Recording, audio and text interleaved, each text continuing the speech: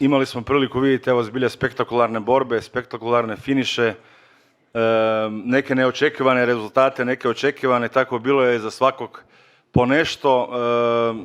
Još jednom je FNC dokazao na kakvom se levelu zapravo odvijaju te borbe, jer evo, zbilja, da bi se odnijela pobjeda u FNC kavezu moraš biti na najvišem mogućem nivou.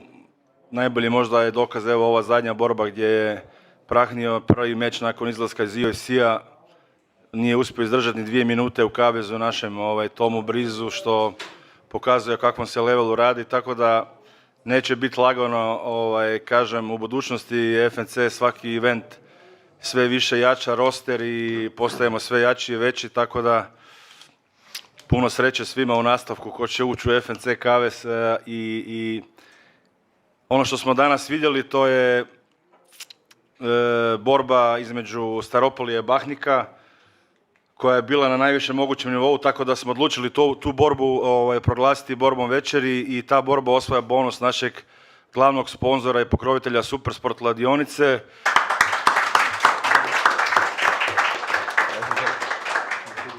Također najbolji nokaut večeri opet u režiji našeg Pepija, ponovno, znači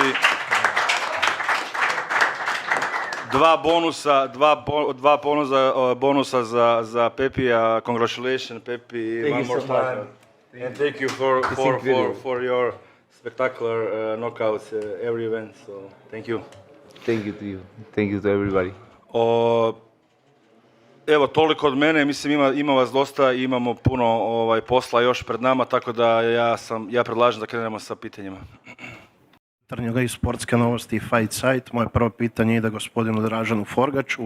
Već si dakle nešto rekao o samoj priredbi. Iza nas je FNC 32 spektakl u Osijeku. Kad se sve crte podvuku, jesu li tvoja očekivanja ispunjena cjelokupno i sa samim fight cardom, sa odazivom publike i hoće li Osijek u budućnosti biti dio FNC-ovog rasporeda? Ne, apsolutno. Evo, već sam razgovarao sa lokalnim partnerom ovdje u Osijeku i dolazimo iduće godine definitivno u nekom drugom terminu prikladnijem. Bili smo svjesni da je ovaj termin produženi vikend, kraj 6. mjeseca i tako dalje. Međutim, naš raspored je gust, mi imamo po ugovoru sa broadcasterom 10 evenata godišnje trebamo isporučiti. Ovo je bio 6. u ovom dijelu godine i još nam ostaju nakon ljeta 9., 10., 11. i 12. mjesec, tako da bi to odradili morali smo malo stisnuti jače gas i praktički svakih 20 dana smo imali i event u proteklom periodu. Meni je Osijek ispunio sva očekivanja, apsolutno borbe su bile na najvišem, kao što sam rekao, mogućem nivou. Kažem, možda neke rezultate nismo očekivali, ali dobili smo ono što smo tražili. Dobili smo vrhunske borbe, dobili smo prekide, dobili smo i submissione, neka nova imena u samom vrhu nekih rang ljestvica i radujem se nastavku. Jedva čekam opet nakon ljetne pauze da krenemo. Biće izuzetno zanimljivo do kraja godine, tako da nekako ćemo progurati ova 2 mjeseca dok ne dođe taj Zagreb, a Zagreb će biti mega spektakl, to već sad znamo. Evo, u prvih 24 sata, sad nešto više od 24 sata, prodano je oko 5000 ulaznica za sam event u Zagrebu i naravno očekujemo prepunu arenu Zagreb i pozivam sve da na vrijeme osiguraju ulaznice i budu dio tog mega spektakla. Spomenuo si da smo večeras svjedočili nekim ishodima koje možda nismo očekivali. Jedan od takvih je svakako i poraz Andreja Kedveša. Iako ima vrlo respektabilnog protivnika, Kedveš nas je nekako navikao na svoje pobjede i to poprilično efektne. Ono što mene zanima je kako je trenutno zdravstveno stanje tog dečka, budući da reakcija nakon nokauta nije baš dobro izgledala. Pa i koliko imam informaciju, sve ok, znači on se povratio vrlo brzo i naravno sad predstoji pauza od nekoliko mjeseci od bilo kakvih udaraca, sparinga ili nečeg.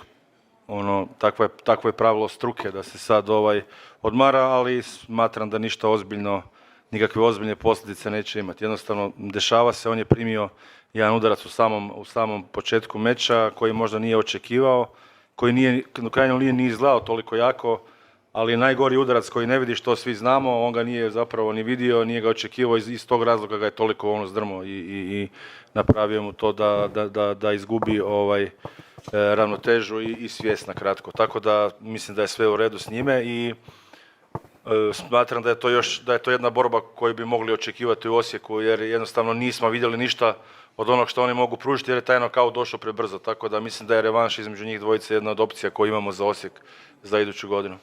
Zahvaljujem ti na Još jednom je pokazao kakvom je borcu riječ i pobjedio, evo, borca koji je donedavno bio u UFC-u. Što je za njega sljedeće, evo, kao matchmakera i za šefa organizacije, kao, što nam možeš reći? Misliš da je Breeze matchmaker ili... Ne, ali...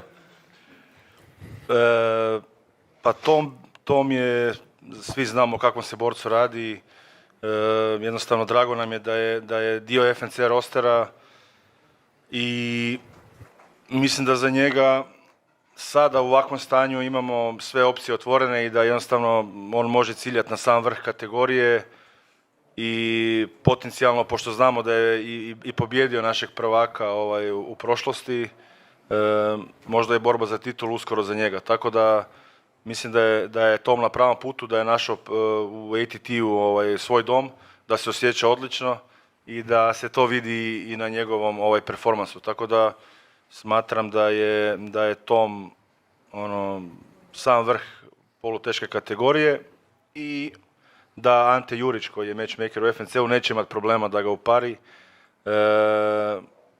Što se tiče Tom Breeza, a što se tiče protivnika, to je već malo zeznutije, jer kad je on ovakav, teško da će se olako odlučivati bilo ko na meč s njim.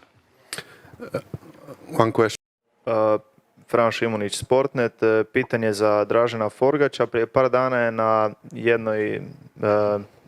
na Instagramu, na jednoj stranici izašla informacija da od Arena Zagreb eventa nadalje, da će se povećati bonus i govorile se i neke cifre. Ima li tu istine ili... Pa ja imam neke informacije, ali pošto već ovdje imamo glavnog i odgovornog sa najdubljim džepom i koji odlučuje o tome, mislim da bi bilo pitanje prije za Gorana Đurića, ali evo, po mojim informacijama je to točno, To je. Tako, razgovarali jesmo o tome, nama je drago što smo uopće uveli taj dio.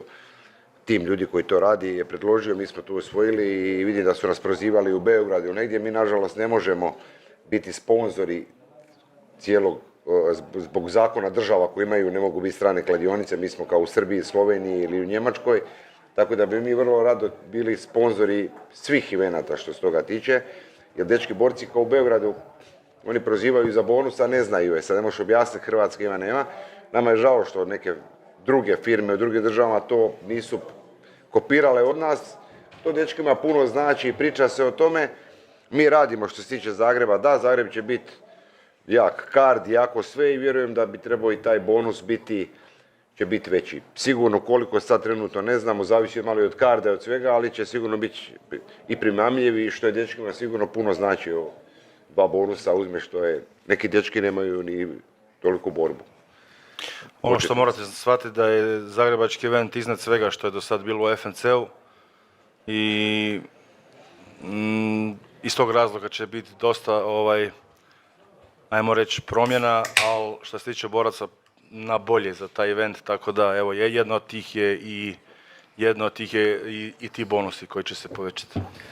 Drugo pitanje je za vas, Dražene. Koliko smo blizu borbi Erslan i Fabijan u Areni Zagreb? Pa, ovakva je situacija. Znači, Miran Fabijan je do sad dobio ponudu neslužbenu. U ponedjeljak će dobiti službenu ponudu od strane organizacije.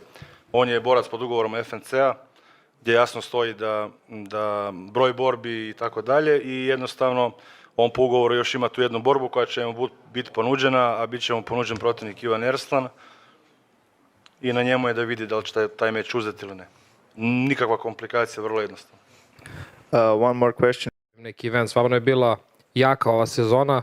Koliko vam je bilo teško da dodržite kontinuitet svih ovih 6 mjeseci i na koji event si najponosniji? Evo, pošto si postao kolega, promotor i znaš koliko je zapravo teško organizirati suvisao event,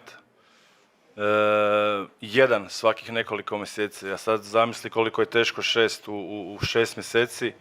Jednostavno, tempo je jak. Ali evo, za sada nam ide više nego dobro i nastavit ćemo tako, evo, mislim, kažem, svakim tim eventom dobijemo nešto novo, dobijemo nove borce u rosteru, cijela priča raste i idemo, pun gas dalje. Za Zagreb. U ponedjeljak imam jedan sastanak, u srijedu imam drugi, nakon čega ćemo zatvoriti priču oko većeg dijela fight carda. Ostala su još otvorena 2-3 pitanja koja su zapravo i glavna.